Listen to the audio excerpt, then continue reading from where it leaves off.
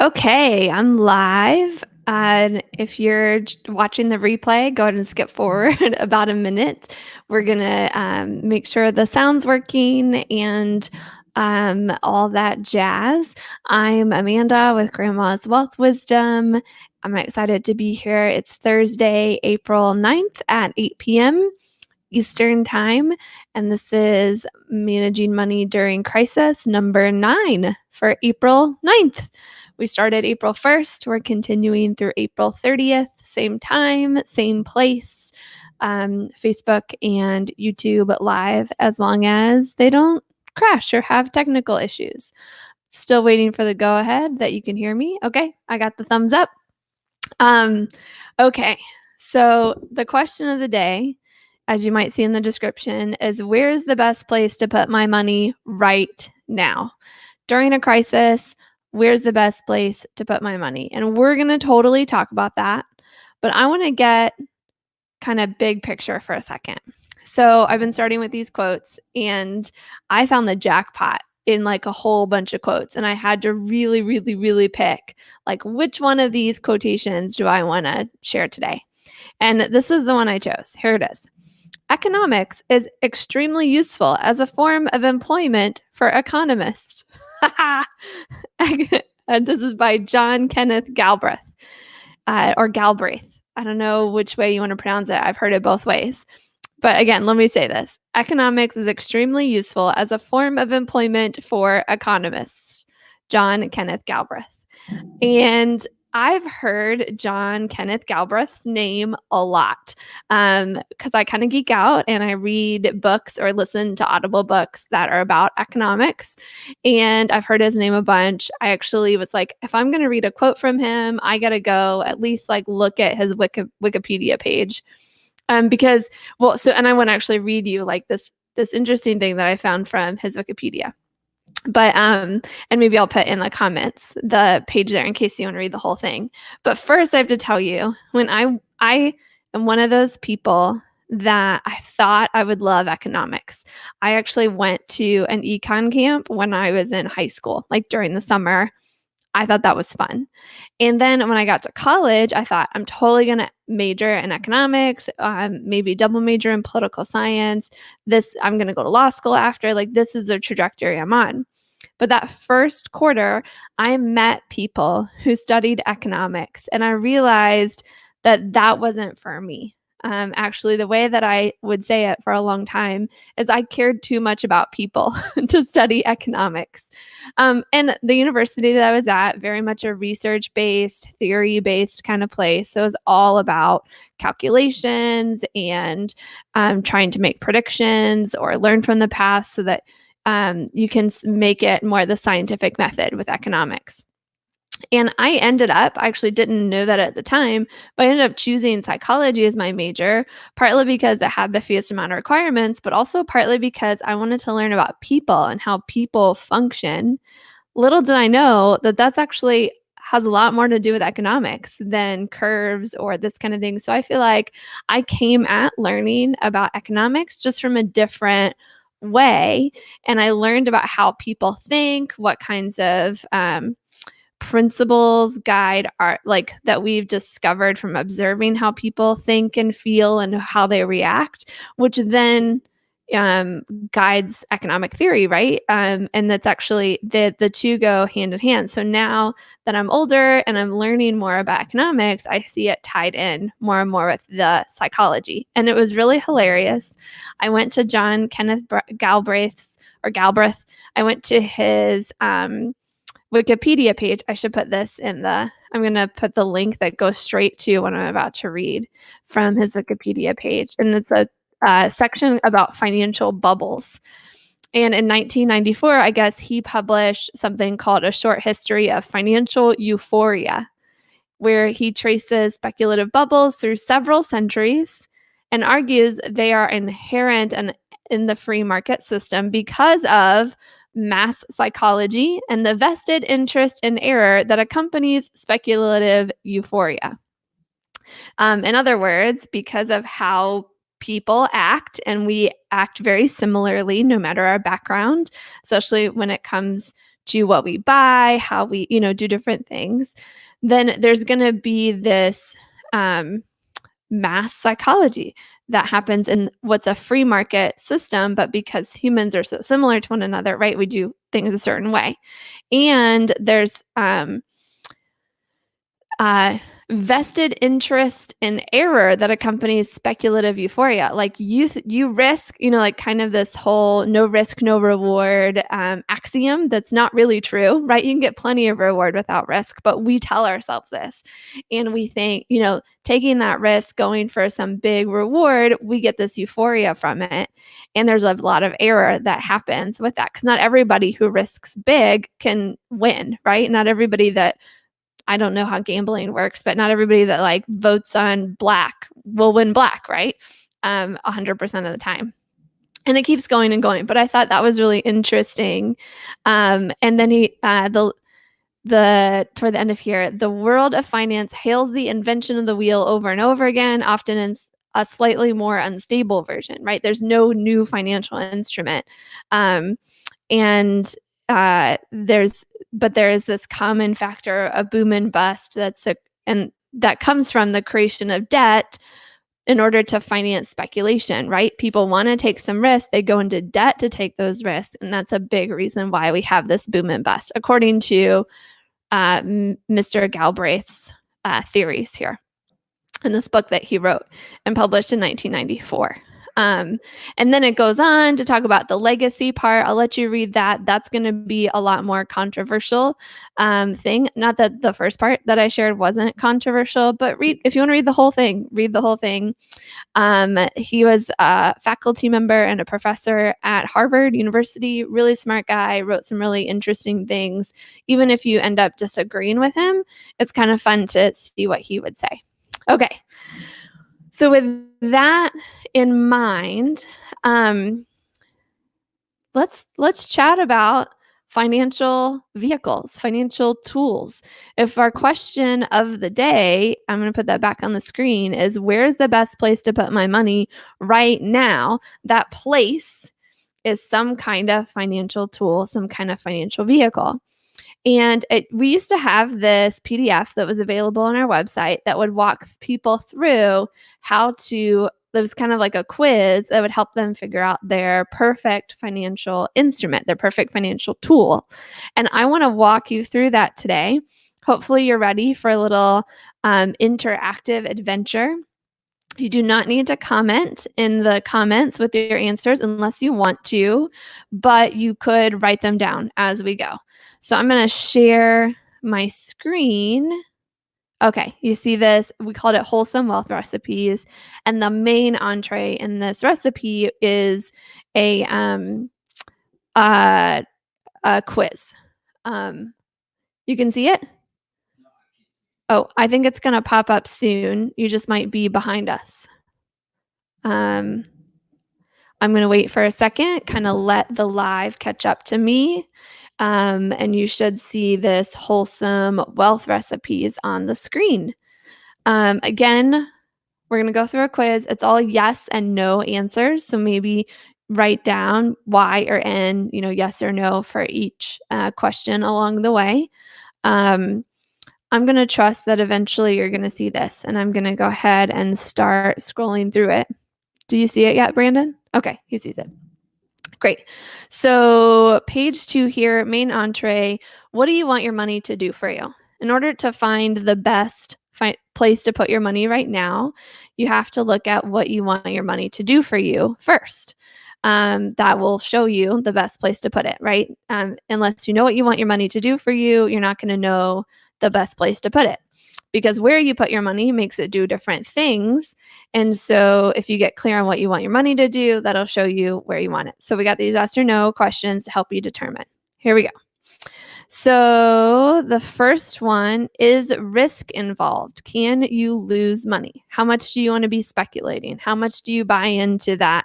No risk, no reward. Are you willing to lose money in order to maybe possibly get a gain, but also you could lose it all? And these are totally yes or no questions. And part of me doesn't like this quiz because of that. Maybe I want to say, actually, I'm okay with maybe 10% of my money having risk involved, but the other 90%, I want to be safe and secure. Or maybe it's 20/80 or 40/60 or whatever. You could totally write that down too. Okay. So is risk involved? Can you lose money? Are guarantees offered or received? Like, um, would you like it to be guaranteed to grow by a certain amount or guaranteed never to go down in value? Or is it okay if there's no guarantees? You're great with whatever happens will happen. Okay. And again, maybe it's a percentage. I want this much of my money guaranteed, and this much is okay to not be guaranteed. Okay. Are there penalties associated with this money? Like if you access it too early, maybe there's a penalty. Or do you want to be able to use it whenever you want without having to worry about any penalties? Or late, or surrender fees or, whatever. And then can you get to the money if you need it? That's very similar, right? Maybe though instead of a penalty, there's something else, right? It just says, well, you absolutely can't access it for 5 years, no matter what, right? And you're locked in, or something like that. So can you get the money if you need it? That's the next one. Okay, then we've got, is this money protected from creditors? So there's a good number of people that are worried that they could get sued. Maybe they're business owners or they work in a profession that getting sued is pretty common. Maybe they're an attorney, something like that. Because a lot of attorneys apparently get sued. So do you want this money to be protected from those creditors? And again, this could be a percentage, right? I want 80% of my money to be protected at least, right? And 20 can, if they get to that, it won't be as big of a deal. Or maybe it's 100%. I don't know. This is a quiz for you. Does this money create the most amount of wealth for the least amount of money, right? How much do I want this money to take the money that I have and put it to work to get more money that I don't have to work for, but not have a lot of cost associated with it? Is that something that's important to me about my money? And then does this money grow tax deferred?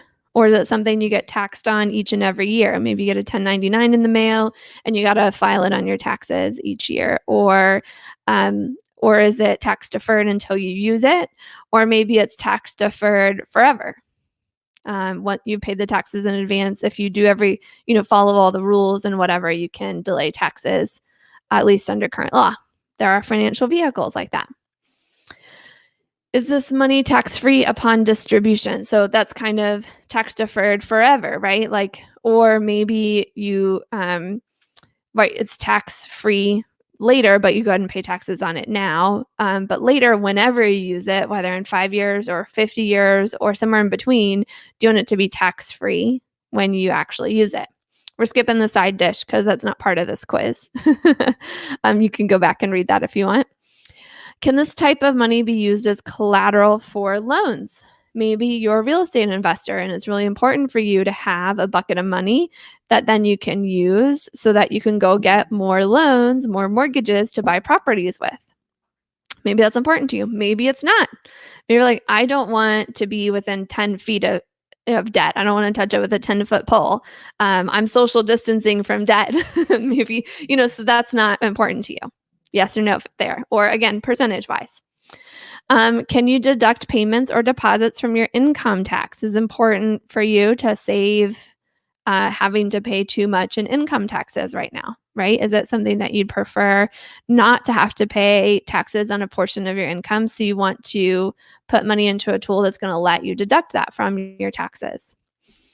And then will someone make the deposits or payments if you are disabled? Is that important to you that if you become disabled in some way, shape, or form, that you don't have to worry about continuing to fund this financial vehicle, right? Maybe you're a surgeon and it's likely that you could injure your hand and not be able to do surgery anymore.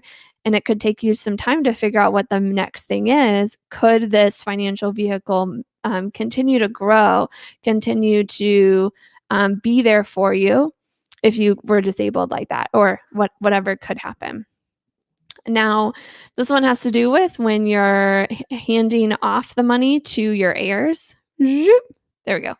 Um, can it transfer tax-free? Is that something that's important to you? Or is it okay if whoever it goes to has to pay taxes on it? Maybe you're giving your money to charity, so it's not important for you to think about transferring tax-free. Or maybe you're giving your money to family and it is important, right?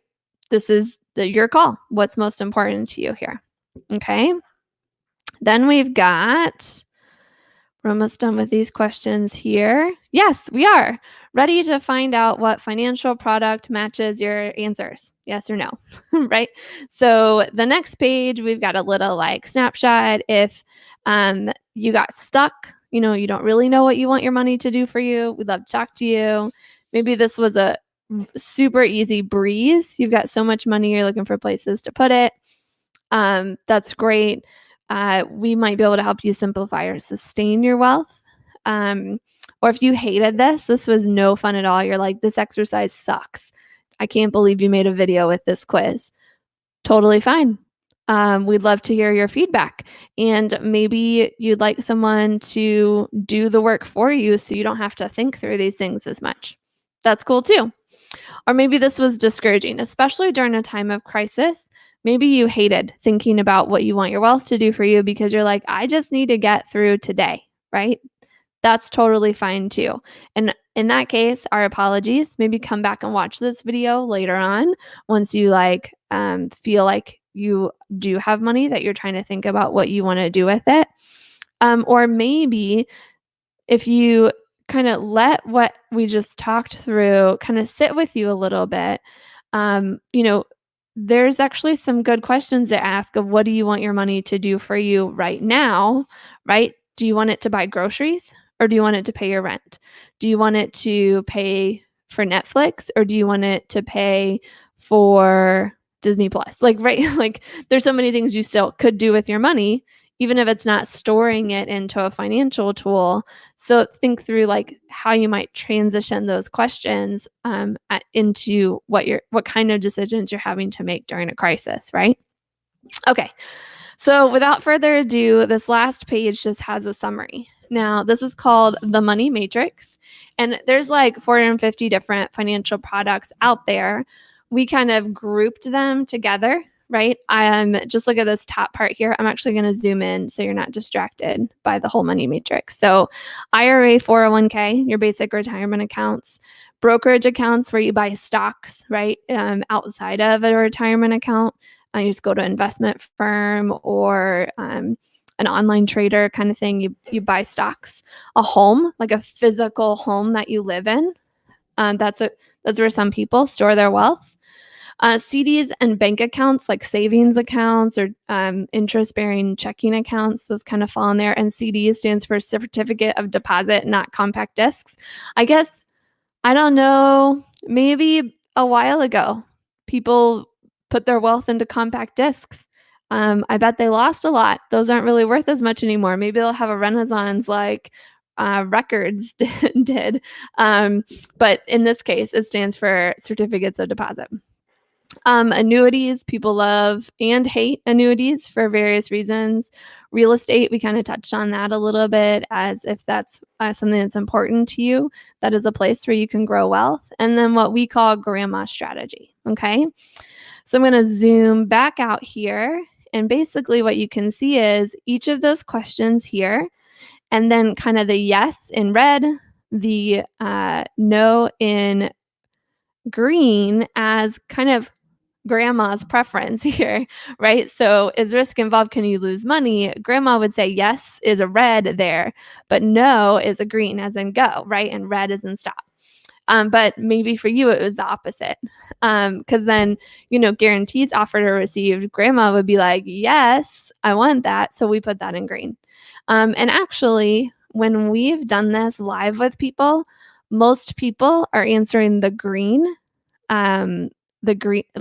answers when we go through this with them. Again, what we were talking about before, psychology, we are very much similar as people. We're not totally 100% the same, but we're very similar. So what kind of in the green is kind of the typical answer that the thing that a lot of people would do. But you might be an outlier, and that's great, right? This shows you where you're an outlier a little bit too, and shows you, okay, how do I need to be different from what everyone else is doing and stuff like that. Or if I'm just like everybody else, but it seems like everybody else is doing IRAs and 401ks, are they actually going against their what like who they are and how it works to operate as a human being? And could I play into my strengths, right? Into my psychology, into how my brain works, into how I like to approach the world, and look into something like grandma strategy that might fit better, right? And of course, I'm biased. You can just say, I'm totally fine with that. I love grandma strategy. It's worked really well for me. And I think part of why it's worked well for me is because it has tapped into the way that I function as a human being already. And that's part of why it's a time-tested financial tool that's been around for generations, maybe with a few modernizations, right? Because I've got an online account that I can look at my grandma's strategy. I know my grandparents' generation didn't have that, right? So there's certain things like that. But you can keep looking down through here at the questions and the answers. If you want this thing and you don't want to just do like we got a screenshot for it. You want the actual PDF to go through the questions and answers and stuff, let us know. You can reach us hello@grandmaswealthwisdom.com. Or if you go to grandmaswealthwisdom.com, you'll see our phone number there, or you can click on request a meeting, set up a time with us, ask us. Maybe we go through this one-on-one with you live and talk about each one of these things and what it means and how it works. Okay? Okay. I'm going to stop my share, go back to me, and we're going to wrap this up today. So where's the best place to put your money right now? The point that I really wanted to get across today is that the place, so when you're in crisis, what often happens is that you have a heightened sense of what's really important, right? You are able to prioritize and put what's most important in the right place in your life, right? Family, taking care of the people, your loved ones, taking care of yourself and your own health, both physically, emotionally, and mentally. That's really important. And so in that heightened state where you're super vigilant about your priorities and what's most important, that actually is a really good time to go through an exercise like this, because you're more akin to, is it more important for me to take a risk, or is it more important for me to have guarantees? Is it more important for me to save taxes now or to save taxes later, right? And how can I decide what's going to happen with taxes in the future, and all those kinds of questions. So if that's kind of why I wanted to go through this exercise today, is because I think this is a great time with that heightened sense of priority to think about, what do I want my money to do for me? And then once you're clear on that, do I want it to be at risk? Do I want it to be guaranteed? Do I want it to be tax-free? Do I want it to be taxable? All those things we just talked about. Then you can look at a chart like that and you can say, well, I said this, this, this, and this. Here's what happened, what financial tool matches with what I just said. And that's really what that's supposed to do, is help you with that sense of priority and that sense of importance to you. Then have a helpful grid to think through, well, this one could do this one could do that. We're not saying you have to put 100% of your money in something like grandma strategy, or 100% of your money in a 401k or IRA, right? We're saying maybe it's a combination of these things, and they each have a place, or 3 of them have a place, or however many are right for you. They each have a place in your portfolio. The thing that we think is a really important grandmaism is this idea that you build with a really safe, stable, liquid, as an accessible foundation. And from that foundation, like the foundation of your house, it's strong, it's going to be there, your house is going to stand. Then you can take some risks, like the paint color, or stuff, the pillows that you put on your couch, right? That's the playing in risky endeavors, right? The that you do with a little bit of your wealth, whereas you keep the foundation strong, guaranteed growing, with guaranteed or predictable amounts, all of those kind of things. So then it's a lot more fun to take a little bit here or a little bit there and go buy this stock or that stock or try this real estate thing or whatever floats your boat, right? The things that have less of the guarantees and more of the risk side. So we're not saying, like, we never want you to feel like we're saying put all of your money into what grandma would want you to do, right? Grandma is saying, no, build a strong foundation, and then you can build on top of that, and that actually gives you the chance to take more risk, right? Because you can always change the paint color, or if you lose a little bit of money in painting a few times, trying to find the right paint, right? It's not as big of a deal. But if you screw up your foundation, your whole house could fall in, right? That's the kind of way to think about it. So again, we're here to help. We're here to provide value. We want to hear from you. What kinds of questions are you asking? What would be helpful things for us to talk about? Tomorrow, I'm actually in the middle of the afternoon. I'm doing a live with a sister podcast of ours, the Not Your Average Financial Podcast. I'm going to go on their Facebook page, I think, and do a live with them about this question: who do I want to be when this crisis is over? And we're going to have an interesting dialogue about a couple things there.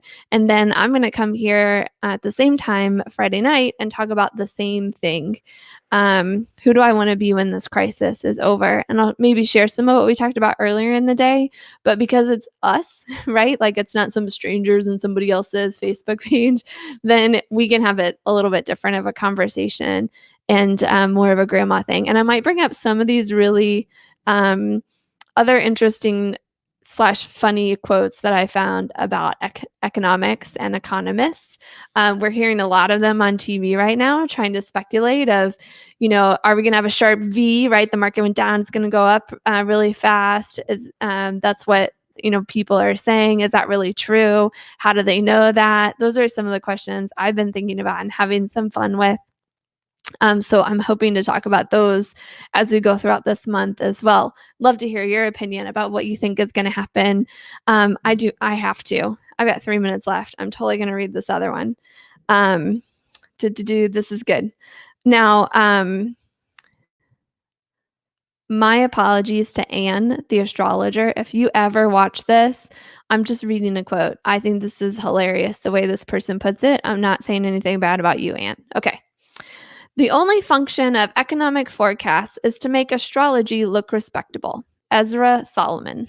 The only function of economic forecasts is to make astrology look respectable. Now, whatever you think about astrology, whatever you think about economic forecasts and what they say is going to happen over the next few months, or maybe even the next few years, depending on who you're listening to, just think about that. Like, how much of what they're saying is going to be verifiable, like legitimately verifiable? How much is it just shot in the dark? No one really knows. How much is it backed up by science, by theory, by what's happened in the history of downturns like this, or especially when they're really sharp? I don't know those answers, really. I've got my own opinions about that. But that's actually, I don't really care, right? In some ways, if I'm totally honest, because I'm not playing that game. I'm playing the game, not even a game, right? I have my money in safe, solid places, that strong foundation. And that's what I've prioritized in my life right now. And maybe later in the future, I'll get into the more speculation and having some fun in that way. But I'm okay that I'm not in that game right now. And I'm full disclosure about that, right? Because that's not who I am. And I 100% say if you can get to know yourself, um, that'll help you decide what to do with your money, right? And actually deciding what to do with your money, answering this question, where's the best place to put my money right now? And the question that comes before that, what do I want my money to do for me? That actually helps you get to know yourself better. And all of those things happening at once helps you break through to a smart, stable financial future that's custom tailored to you and who you uniquely are, as well as all of those like just being human parts of you that make you react in certain ways to certain things that are part of a lot of us. Okay. So that's it. That's all I have to say for today. It's 8:30. I'm going to grab some water. I look forward to talking to you soon. Have a good night. Peace.